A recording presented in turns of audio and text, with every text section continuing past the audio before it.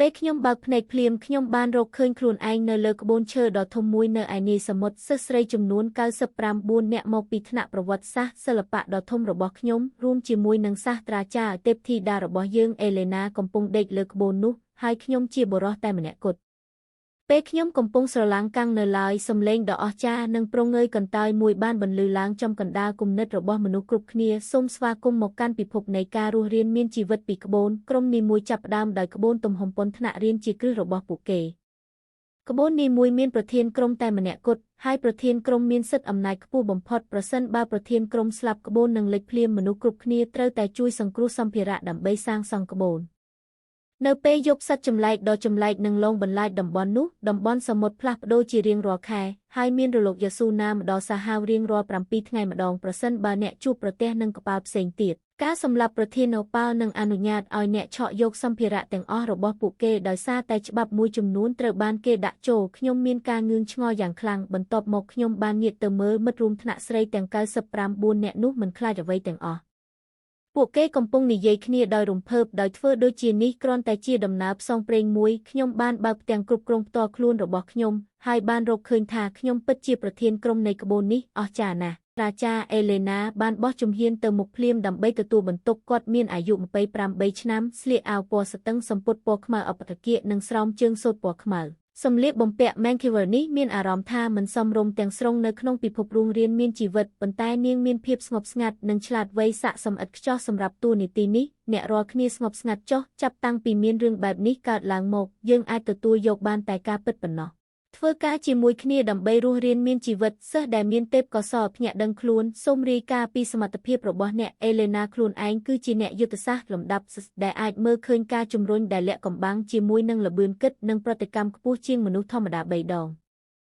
រ៉ាដាដែលមានរាងដូចមនុស្សបន្ទាប់មកខ្ញុំអាចទស្សន៍ទីសំណាងរបស់ក្បូនបានម្ដងក្នុងមួយថ្ងៃប្អូនស្រីភ្លោះរបស់នាងឈ្មោះលូណាជាបុរសសង្ហាដែលមានសក់ខ្លីបានរមៀលភ្នែកហើយទាញកាំបិតមួយខ្ញុំជាអ្នកដាវខ្មោចលំដាប់ក្នុងរយៈពេល10ថ្ងៃខ្ញុំអាចញ៉ាស់កូននាគហើយថែមទាំងអាចភ្ជាប់ជាមួយវាបានទៀតផងសូម្បីតែសូហ្វីក្មេងស្រីកន្ទុយភ្លោះដ៏គួរឲ្យស្រឡាញ់នៅចំកណ្ដាលក្បូនដែលត្រូវបានទាញចូលមកពាក់កណ្ដាលផ្លូវក្នុងពេលងូតទឹកក៏បានលើកដៃដែលគ្របដោយស្នោរបស់នាងឡើងខ្ញុំដូចជាមនុស្សផ្លុំពោះអញ្ចឹងខ្ញុំអាចបង្កើតពូសការពារខ្លួនហើយថែមទាំងអនុញ្ញាតឲ្យមនុស្សដកដង្ហើមនៅក្រោមទឹករយៈពេល1ម៉ោងទៀតផងទីបំផុតការសម្លឹងមើលរបស់មនុស្សគ្រប់គ្នាបានមករកខ្ញុំដោយព្រមគ្នាខ្ញុំជាមនុស្សតែម្នាក់គត់និងជាប្រធានណប៉ាខ្ញុំដកដង្ហើមវែងរួចបើកបន្ទះរបស់ខ្ញុំទេពកោសល្យរាងកាយរបស់ទីតានថាណាសេស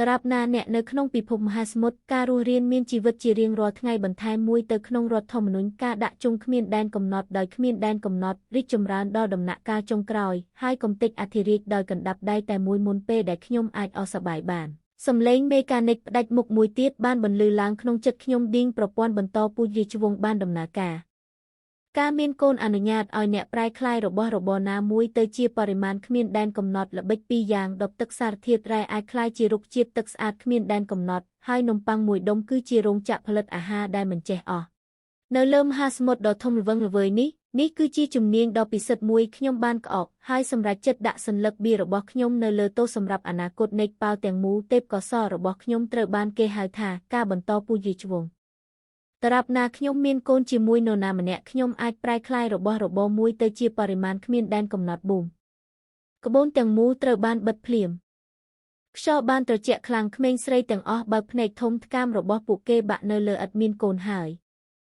យការផ្គត់ផ្គង់គ្មានដែនកំណត់ចុងរបស់ពីរដែលមិនតាក់ទងគ្នាទាំងស្រុងនេះជាមួយគ្នាបន្ទាប់ពី10វិនាទីពេញហ្វូងមនុស្សបានផ្ទុះឡើងយ៉ាងខ្លាំងអូព្រះជាម្ចាស់អើយ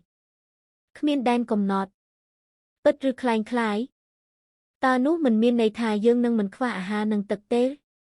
ចំណុចសំខាន់គឺថាយើងត្រូវជួយប្រធានក្រុមសម្រាលកូនស្វីភ្នែកចិត្ត100ដែលពោពេញដោយការភ្ញាក់ផ្អើលភាពខ្មាស់អៀននិងសូម្បីតែពន្លឺពណ៌បៃតងនៃភាពស្រេកឃ្លានបានផ្ដោតមកលើខ្ញុំបរិយាកាសភ្លាមនោះបានคล้ายជាមិនច្បាស់លាស់ខ្លាំងខ្យល់ពោពេញដោយពុះពណ៌ផ្កាឈូកក្មេងស្រីជប់លៀងមួយចំនួនបានស្រែកហូរកញ្ជ្រៀវមិត្តសម្លាញ់របស់ជាការពិតណាស់ឥឡូវនេះក្បូននោះទេស្អាតគ្មានជញ្ជាំងអ្វីទាំងអស់ដូច្នេះការផ្សាយផ្ទាល់មិនអាចធ្វើទៅរួចទេខ្ញុំបានបង្ហាញពីសិទ្ធិពិសេសរបស់ប្រធានក្រុមរបស់ខ្ញុំដោយផ្ទាល់ដោយបំភ័យពួកគេថាខ្ញុំនឹងបោះវាចូលទៅក្នុងសមុទ្រដើម្បីឲ្យត្រីស៊ីប្រសិនបើពួកគេមិនស្ដាប់បង្គាប់ មានតែពេលនោះទេដែលព្រះនាងទាំងនេះបានស្ដាប់បង្គាប់រឿងដំបងនេសាទសាមញ្ញហើយចាប់ផ្ដើមធ្វើការ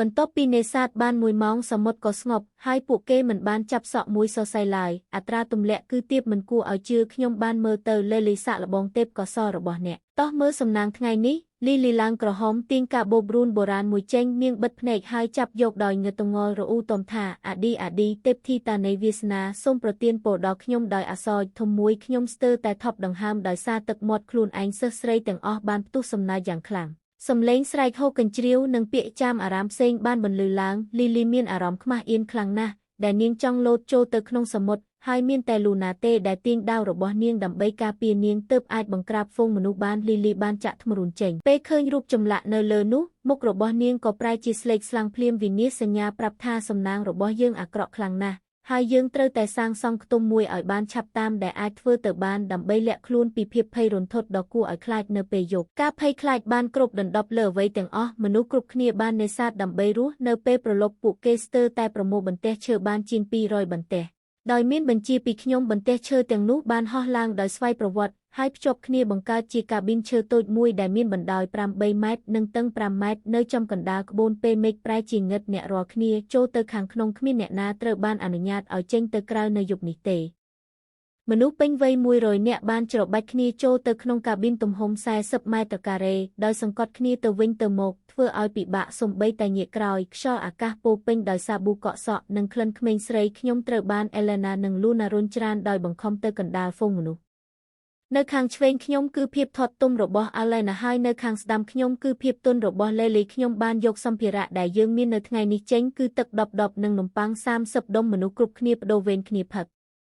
ម្នាក់គ្រាន់តែផឹកទឹកបន្តិចប៉ុណ្ណោះហើយញ៉ាំនំប៉័ងមួយដុំទំហំប៉ុនក្រចកដៃខ្ញុំបានយកនំប៉័ងមួយដុំចុងក្រោយមកដាក់លើបូមាត់របស់លីដោយចេតនាបន្ថយសំឡេងដើម្បីចំអកឲ្យនាងបើកមាត់របស់អ្នកខ្សែអូឌីយ៉ូតូចមួយនេះបានកកទាំងស្រុងភ្នែកពណ៌ទឹកភ្នែកដូចផ្កាប៉េះរបស់នាងហាក់ដូចជាស្រវាងក្មេងស្រីនៅជុំវិញបានចំអកយ៉ាងខ្លាំងដោយប្រយុទ្ធគ្នាដោយការច្រណែនជាចុងក្រោយលូណាបានឆក់យកនំប៉័ងហើយញាត់វាចូលទៅក្នុងមាត់របស់លីយ៉ាងរដប់ដើម្បីបញ្ចប់ការលេងសើចនោះយប់ជ្រៅមនុស្សគ្រប់គ្នាបានងុយគេងដោយផ្អៀងខ្លួនទៅគ្នាទៅវិញទៅមកភ្លាមនោះសំឡេងផ្ទុះខ្លាំងមួយបានបន្លឺឡើងក្បូននោះបានលេចយ៉ាងខ្លាំងហើយញ័រយ៉ាងខ្លាំងវាដូចជាវាត្រូវបានវាយ៉ាងសាហាវដោយយក្សសមុទ្រជ្រៅដែលមើលមិនឃើញសំឡេងស្រែកចាក់ទម្លុះពេញមួយយប់ខ្យល់បក់ខ្លាំងស្រែកដូចខ្មោចនិងចកហើយរលកធំបានបោកបក់យ៉ាងខ្លាំងទៅលើជញ្ជាំងក្មេងស្រីខ្មាស់អៀនម្នាក់បានស្ទុះមកអុកខ្ញុំយ៉ាងណែនហើយញ័រខ្លួនខ្មោច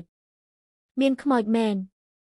មនុស្សគ្រប់គ្នាសម្លឹងមើលទៅទីដៅដែលនាងកំពុងចង្អុលស្បែកក្បាលរបស់ពួកគេស្ពឹកភ្លាមនៅខាងក្រៅចន្លោះប្រហោងនៃក្តារឈើភ្នែកពណ៌ខៀវដ៏គួរឲ្យខ្លាចមួយដែលមានរន្ធភ្នែកបញ្ឈរធំដូចបាល់បោះត្រូវបានសង្កត់ទៅលើវាមាដោយក្តីរំភើបសម្លឹងមើលយើងដោយលោភលន់ភ្លាមបន្ទាប់ពីនោះមាត់ដ៏ធំមួយដែលលាតសន្ធឹងដល់ត្រចៀកបានលេចចេញមកក្បែរភ្នែករួញទៅជាស្នាមញឹមចម្លែកគួរឲ្យស្អប់ខ្ពើមការប្រយុទ្ធគ្នាយ៉ាងស្ងប់ស្ងាត់នៅពេលយប់ជ្រៅបានផ្ទុះឡើងកាប៊ីនទាំងមូលស្ងាត់ឈឹងអស់រយៈពេលពី3វិនាទីបន្ទាប់មកក៏បែកខ្ញែកទាំងស្រុងសំឡេងយំសោកនិងសំឡេងស្រែកបានរួមបញ្ចូលគ្នាសូហ្វីបានហើមថ្ពាល់ហើយស្ដោះពុះពណ៌ផ្កាឈូកមួយចេញទំហំប៉ុនមនុស្សក្មេងស្រីម្នាក់ដែលចង់ដឹងចង់ឃើញបានចាក់វាហើយត្រូវបានស្រូបចូលទៅក្នុងនោះរួចក៏អន្តែតលើអាកាសស្រែករកជំនួយពេលពុះនោះផ្ទុះនាងក៏ដួលទៅលើគូតហើយមនុស្សគ្រប់គ្នាសើចជាមួយគ្នាវាជាវេនរបស់ Thunder Claw នាងស្ទាក់ស្ទើរអស់រយៈពេលយូរបន្ទាប់មកអាចខំគ្របកាំភ្លើងបានអង្គុយជើងពេនភ្ញាស់ហើយដាក់ពងនាគនៅក្រោមសំពត់របស់នាងដោយច្របាច់វានៅគល់ភ្លៅរបស់នាងរាងកាយរបស់នាងរឹងមើលទៅដូចជាមេមាន់កំពុងភ្ញាក់ពងបន្ទាប់ពីសើចនិងលេងសើចរួចក្រុមនាវិកទាំងមូលបានបន្តនេសាទនៅពេលរសៀលលីបានឈ្នះរង្វាន់មួយចំនួនដំបងនេសាទនៅក្នុងដៃខ្ញុំបានលេចយ៉ាងខ្លាំងហើយបត់ជារៀង